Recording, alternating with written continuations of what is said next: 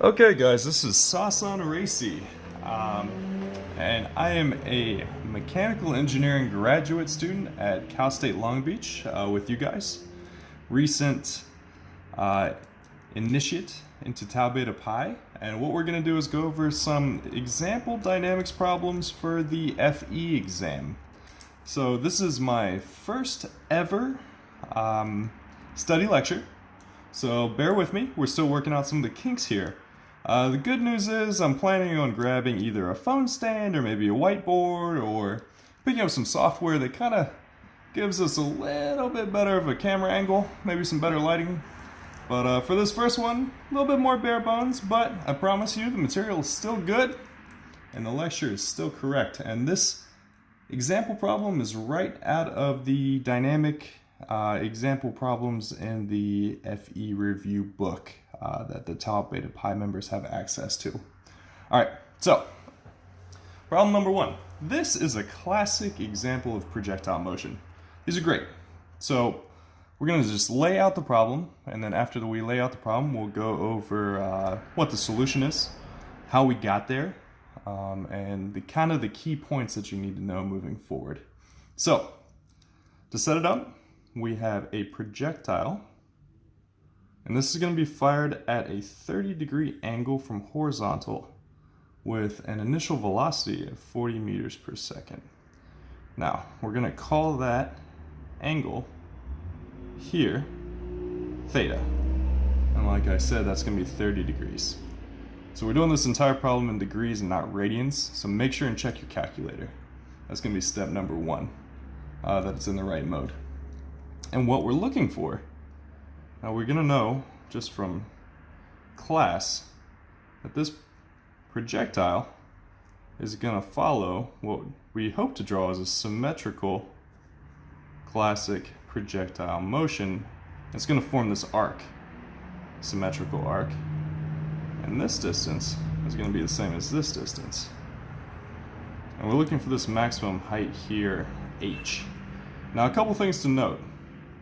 If we call this point A, when the projectile reaches here, at this point, and we'll call that A, it's going to have motion in the x direction. Now we're not worried about that. We're worried about its motion in the y direction. Just like this. That's Vy. Now Vy is equal to 0 here. So, if we set up our problem,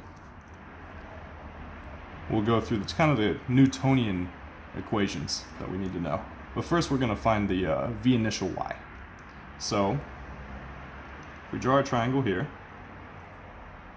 and this is, again, we're solving for V, y, initial. Alright, give this our theta, 30 degrees. Our initial velocity of 40 meters per second. This is going to be your Vxo, and this is going to be your Vyo. And Vyo is going to be your initial velocity, which is a vector, times the y component of that. And that's going to be 40 sine theta. And that's going to be in meters per second, exactly like your initial velocity. Alright? Now, we're interested in how long it takes to reach here. Alright? And we can do that by just focusing on the velocity and the acceleration in the y direction. So, time t for velocity in the y direction to equal 0. How do we solve for that? Well, we say Vy at any time, or at this point A, is going to be equal to 0, which is equal to the initial velocity in the y direction minus the acceleration in the y direction. And remember, that acceleration is just gravity, right? So the entire time it's following through this projectile motion, gravity is acting on it to slow down the velocity in the y direction. So we say 0 is equal to 40 times the sine of 30 degrees, and that's just your initial velocity in the y direction, minus gravity, right? So it's 9.81, and that's going to be meters per second squared, times time. Now if we solve for time, we're going to get 2.04 seconds. Okay? Now, I'm just going to scoot my paper up a little bit to keep it in the camera angle.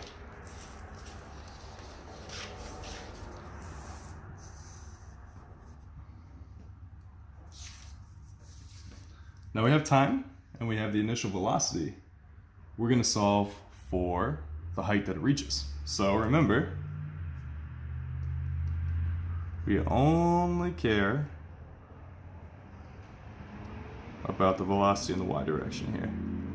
So this height. And from Newtonian mechanics, we know that this height, which is y, right? So again, if this is our origin, x and y, it's going to be equal to the initial velocity in the y direction, and that was going to be VO sine theta times t, time, which we just solved for, minus 1/2 the acceleration times the time squared, all right? And then plus our initial height, YO. But we set our origin here equal to 0, so we don't really care about that. So we're going to say h is equal to 40 meters per second. Right? This is going to give you meters. H is going to solve out to be meters. Times the sine of 30 degrees, right? Times time, and we solve for the time that it takes for y to equal 0, Vy to equal 0. So that's going to be 2.04 seconds minus 1/2. Just going to put my parenthesis around here. The acceleration due to gravity, so 9.81 meters per second squared, times t squared, so 2.04 seconds. And if we solve all that out, and I'll let you do the calculator work here, you're going to get h is equal to 20.4 meters, and that's the problem. There you have it. Alright guys, so let's move on to a new problem. And what we're going to talk about here is angular velocity, angular acceleration of a point on a gear. Now, this is interesting, right? Now, this is not necessarily something that you would, or in a format that you would encounter in the real world if you were looking to calculate acceleration of a point on a rotating body. But you know, this is the format that the exam's in, and we're here to learn how to pass this test. So I'll work you through it, how the problem would want you to solve it. In the real world, more than likely you would have an angular velocity, which would give you, say, you know, revolutions per minute, rotations per second, radians per second, something along those lines, and a radius. And from that radius and that angular velocity, you would calculate like a centripetal acceleration, assuming that you didn't have any translation, you were in pure rotation. But here, they're going to give you a function, a formula, for the position of point P, and just as a function of time. And we're going to use what we know about differentiating formulas as related to physics to go ahead and find the angular acceleration. So, given in the problem, we have a gear at rest that starts rotating, and we have an angular position, which is just a word for theta. So you're finding the size of theta in radians given by a function which is equal to, so we say theta is equal to 2t cubed minus 7t squared. And again, theta is in radians and t is in seconds. And they want you to find the magnitude of the total acceleration of point P after 2 seconds. So, just as simple as that, we know that if we differentiate position, we get velocity. And that's going to be, if you look at your curve that we've all seen in Physics 1 or Calc 2 or anything like that, maybe we refer to the problem before. Our position is given by this curve, so you throw a ball. Now at any point on this graph, if you take the derivative, it gives you that line tangent to the curve, right? And what we found in the last class, or the last problem, was right there, right? And we said that here, the velocity in the y direction is equal to 0. Right at this top maximum of the curve. It still had an x velocity though. What we're solving for is this tangent velocity, if this was your graph, right? So we're going to do the exact same thing here. We're going to say this is theta, and this is t. Now obviously the graph doesn't look like this. It's going to be some sort of sine function, or cosine function. And we're just going to find that initial derivative. And easy enough, say omega, which is going to be in radians per second. It's your angular velocity. It's equal to the derivative of this initial function, which is 6t squared minus 14t. Simple as that. Now, we want our angular acceleration. We know that if we take the derivative of angular velocity with respect to time, so this derivative is going to be your angular acceleration alpha. So let's do it one more time. So alpha, and that's going to be radians per second squared. It's going to be equal to 12t minus 14. And if we say we want alpha when t is equal to 2, plug in 2. 12 times 2 minus 14, that's 24 minus 14. You're going to get 14. And that is your angular acceleration. Well, hold on a second here. I'm sorry, that's not 14. 24 minus 14 is 10. So, excuse me, sometimes simple math, that's the hardest to know. It's going to be 10 radians per second squared. There you have it. That's your answer. Alright guys, so I picked a fun one for this third problem. And what we're going to do here is calculate tension and accord of a swinging ball and a string. Something that I'm sure you've all encountered in your dynamics class if you've taken it.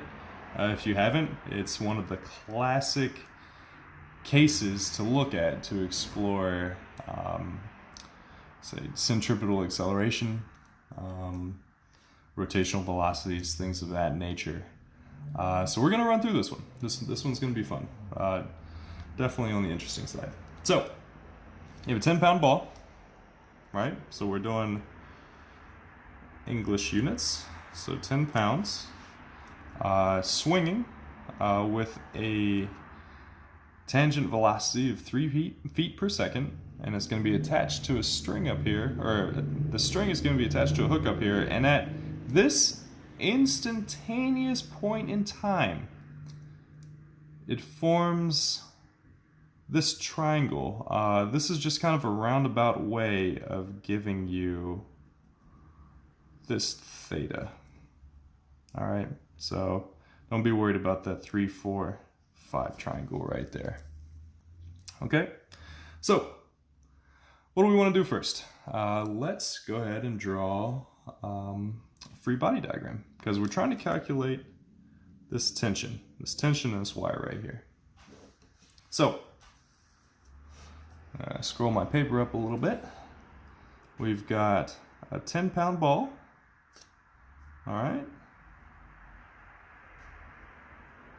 So we know that weight is a function of gravity, and it always acts in the negative y direction. Unless you are in space or some other strange scenario, weight always acts down. Never forget that. So you got 10 pounds there. And you've got your tension there.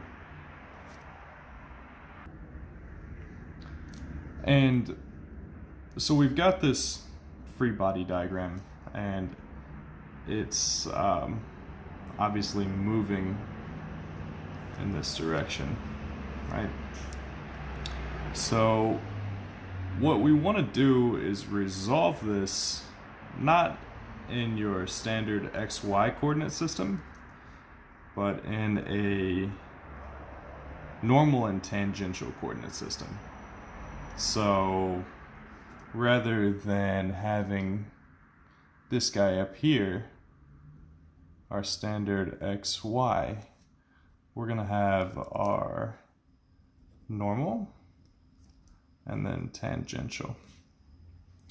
And what we're going to do is do a sum of forces and acceleration. You know, your classic sum of force is equal to ma in the normal direction.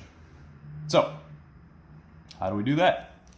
Well, like I said, we say sum of forces is equal to mass times acceleration. All right.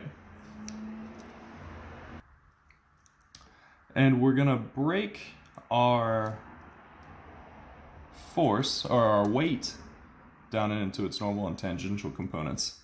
And I'm sure there's easier ways to do this, but what always works for me is I just kind of draw it out. So, go ahead and draw out your original diagram. Now if we remember, this is where it's fixed. This is where our ball is, right? So, and we're given in the problem that this is a 3, 4, 5 kind of triangle, or at least equivalent to a 3, 4, 5 triangle. So we're given a theta, again in a roundabout way, here. Now, our gravity goes straight down, and we want to resolve this into its normal and tangential components. So there's going to be tangential, and then this is going to be normal, forming a 90-degree angle there. Now, we also have a 90-degree angle here. So this is going to be theta, and theta is, found by this 3, 4, 5 triangle. This is going to be 90 minus theta. All right, so that's 90 minus theta, and this is 90 degrees. That's going to be theta. That's going to be 90. Again, this is going to be 90 minus theta, so that gives us theta down here. Right? That's something that always confused me in undergrad. You know, solving out this triangle was the most time-consuming portion of dynamics for me. And so once we have that, and we know that's 10, so we say cosine of theta is equal to adjacent over hypotenuse. Well, cosine of theta is also equal, because that's theta, 4 over 5. So when we're doing our sum of forces, if we want to break down our gravity, we say it's just going to be 10 pounds times 4 over 5. That's the same thing as it's going to say 10 cosine of theta. And that gives you your sum of, or your gravity in your normal direction. So, let's sum that out. Tension, that's your first component of your force. What you're looking for, minus 10 pounds times 4 over 5. again, that's the same thing as cosine theta, is equal to your mass times the acceleration. All right.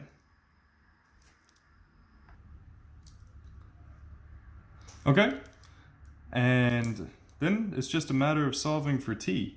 I don't know if you guys have access to the solutions manual. I just had to pause the video for a second because the solution is wrong in our FE book.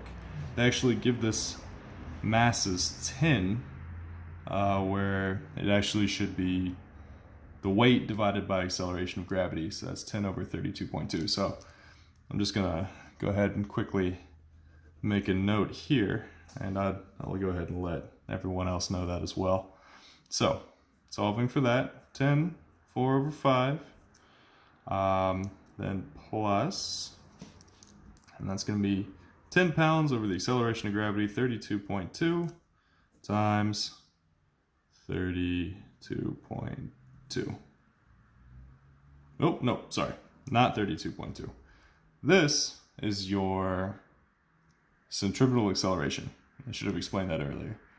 And that's going to be equal to v squared over r, right? And that's going to be in the normal direction like we talked about. V squared over r. And that's the force that the string or the rope has to impart, or that times mass is the force that the string of the rope has to impart on the ball to keep it going in a circular path. You know, everything spinning or rotating wants to fly off and go straight, right? Tangentially to the curve. Something needs to pull it back. And it pulls it back at equivalently to the whatever the mass of the object is that's spinning times the velocity, the tangential velocity of the object, squared over the radius of the rope itself. So I'm just going to rewrite that. And please forgive my chicken scratch. So again, 10 over 4.5, that's your normal component of your weight, plus your mass, which is 10 over 32.2 times v squared over r, and that v is just 3 feet per second, and your length of the rope is 4.5 feet. When you solve that all out, you get tension is equal to 8.6 pounds. And again, the solution we are given is incorrect. So I will need to go either revise this book or just let everybody know. Tell your friends. All right. So for the next problem we're going to go over, we have this is number 9 in the book. We've got a homogeneous 1,000 Newton. Make sure that you notice that it is newtons and not kilograms. So they went ahead and multiplied the whatever kilograms that this box is times the 9.81 meters per second squared of gravity. You know, mass times acceleration is equal to force. So this is a downward force. So a 1,000 Newton crate moves on the small frictionless rollers. That would be these two guys right here, or ladies, whichever you prefer for your wheels. Oh, my fiance is squeezing by to grab her homework or work. How you doing? Great. She's the light of my life, guys.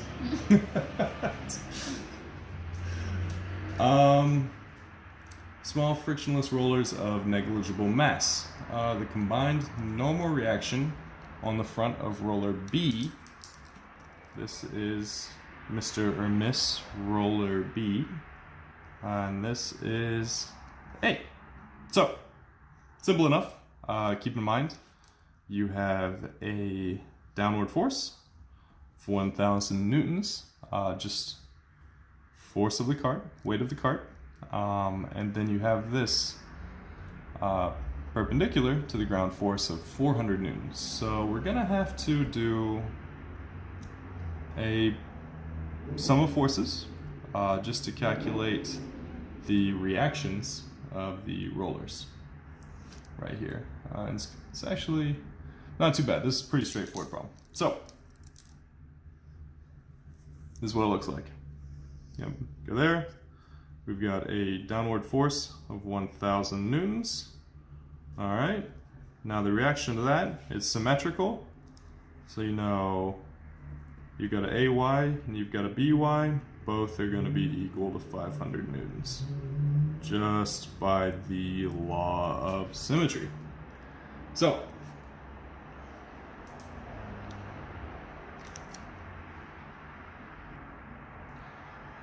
that accounts for what the force, or the sum of forces in the y direction, discounting any of this 400 newtons. Now to solve for what your actual By is, or your reaction force at B, you have to do a sum of moments, right? And we're going to do a sum of moment around A, so that way we can ignore AY. Obviously there's no AX because there's no friction. So we say sum of moments around A, and we're going to take the counterclockwise as positive. It's equal to 0 because we're assuming it's not rotating, right? There's no angular acceleration. And that's going to be equal to your By times your distance. And the distance is going to be 1 meter minus your downward weight. So it's going to be 1,000 newtons times 0.5. Again, that acts through the center of gravity. Weight always acts through the center of gravity when we're doing this modeling. And then that's going to be a minus 400 newtons. Because it's clockwise, that's going to cause a clockwise rotation at 1.5 meters. And when we solve for it, we can say By is equal to 1,100 newtons. Now, if we wanted to go back and solve for AY, we could do that. This original calculation here doesn't take into account any of this 400 right there. So this is not your true value of By. Keep that in mind. And this is also not your value of A. So, moving on. Actually, before we move on, what I want you guys to think about a little bit, just so we're all on the same page here. For this to work out physically, if we're getting an upward force or an upward reaction, right, of 1,100 newtons at B, right? And we want to do that original sum of forces. So we've got our weight of 1,000 newtons down. We've got an upward reaction of B. It's going to be 1,100. For this not to tip, if we want to do our sum of forces in the y direction, this has got to pull down, right? So there needs to be some sort of guide or track or some sort of mechanism that's going to keep this from tipping over. Otherwise, you're spilling the contents of your cart. So just keep that in mind for real-world applications. If you set this sum of moment equal to 0, you're assuming, right? You're assuming your angular acceleration times mass, because your sum of F equals ma, right, is equal to 0. So your mass isn't 0, so you're assuming your angular acceleration is 0. And what that means is that you're not tipping. So there needs to be something added in there. Just FYI. So now you guys know. I'm going to leave you with that. Like I said, this is the absolute first time that I have done a virtual kind of study guide. I have a whole new respect for our professors struggling through these at this point. I hope everybody's staying safe out there from the coronavirus, and I'll talk to you guys next week. Take care.